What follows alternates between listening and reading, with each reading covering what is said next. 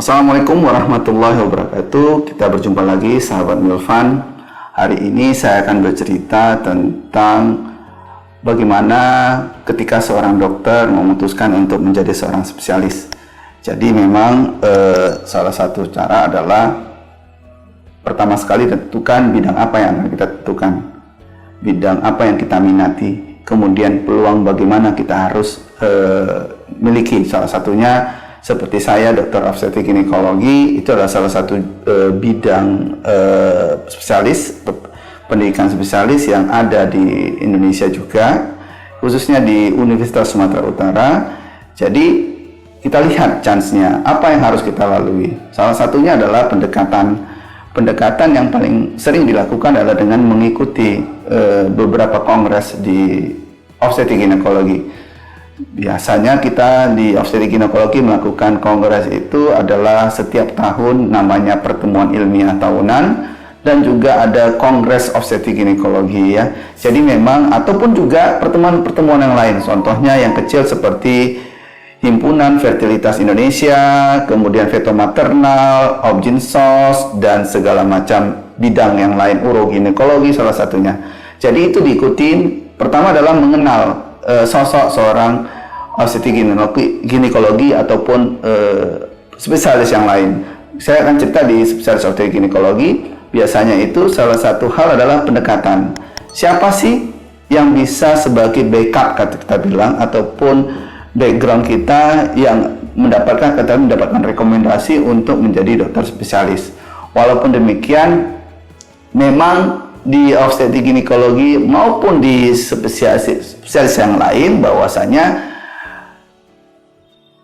hubungan dekat itu sangat membantu, khususnya relationship ya. Satu itu adalah contoh, saya seorang obstetrik ginekologi, saya mempunyai teman sejawat saya di obstetrik ginekologi yang merupakan seorang staf, itu lebih mudah dibandingkan memang kita yang di luar daripada lingkaran daripada obstetrik ginekologi tersebut. Jadi pendekatan itu dimulai.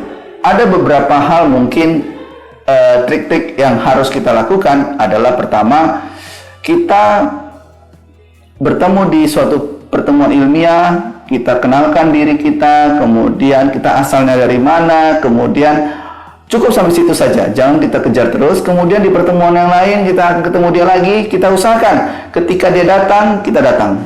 Jadi sehingga lama-lama dia kenal kita. Nah, baru kita utarakan niat kita mau jadi apa.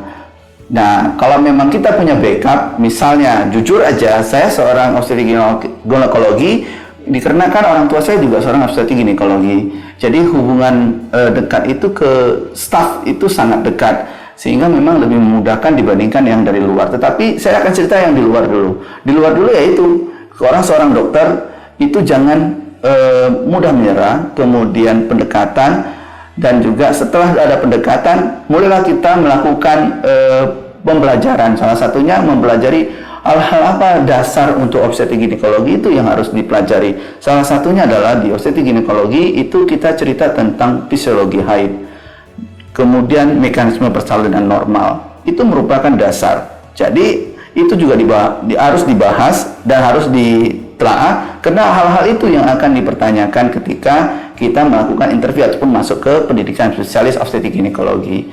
Dan juga pertama kali ya kita attitude itu nomor satu di obstetrik ginekologi setahu saya ya, maupun mungkin di pendidikan yang lain. Kenapa? Dulu ada guru saya almarhum Profesor Jafar Siddiq selalu menyatakan kepada saya, Milvan, ketika kamu mendidik seseorang, pertama kali yang kamu lihat adalah attitude. Ketika attitude itu bagus, baru kamu akan mengetahui bahwasanya seorang itu akan mengikuti apa yang kamu mau. Tetapi kalau seorang attitude-nya tidak baik, artinya kamu akan ditentang. Dan itu memang terjadi. Dari pengalaman saya selama ini, memang attitude itu memang sangat diprioritaskan. Kenapa? Attitude juga akan menggambarkan sopan santun kita terhadap senior, guru-guru kita, dan juga dan apa yang saya alami bahwasanya ketika kita mempunyai attitude itu, ilmu itu seperti air saja. Kita mendapatkan ilmu itu cukup mudah, ya. Khususnya saya juga ada guru saya yang saya hormati, mungkin kalau di Medan udah tahu itu ahli fertilitas terbaik di Medan itu Dr. Binarwan Halim, SPOG konsultan. Itu sangat baik kepada saya. Jadi ketika saya menimba ilmu sebagai obstetrik ginekologi, dia yang mengajarkan saya tentang fertilitas. Sehingga memang walaupun itu tidak minat saya sebagai obstetrik ginekologi, setidaknya saya tahu dasar fertilitas itu bagaimana.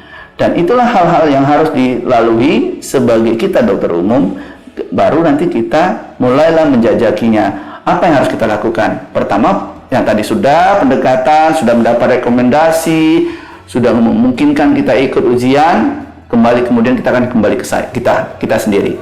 Pertama, kita siapkan formulir. Kedua, kita lakukan pendaftaran di namanya kolegium, kolegium itu untuk mendapatkan surat izin untuk ujian. Nah, ketika dia surat izin dan ujian, bersiaplah kita ujian.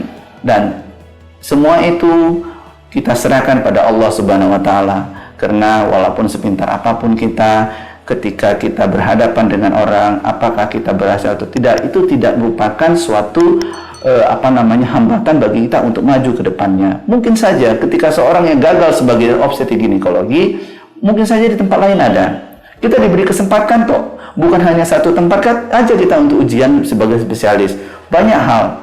Jadi itu yang harus dicamkan, dan ini merupakan tip untuk sebagai dokter untuk menjadi dokter spesialis. Saya rasa demikian. Nah, selanjutnya pada episode berikutnya saya akan membicarakan tentang bidang spesialis mana yang favorit di kedokteran ini. Jadi kita akan lanjutkan di episode berikutnya. Tetap lanjut dan tetap tune di channel saya ini. Terima kasih.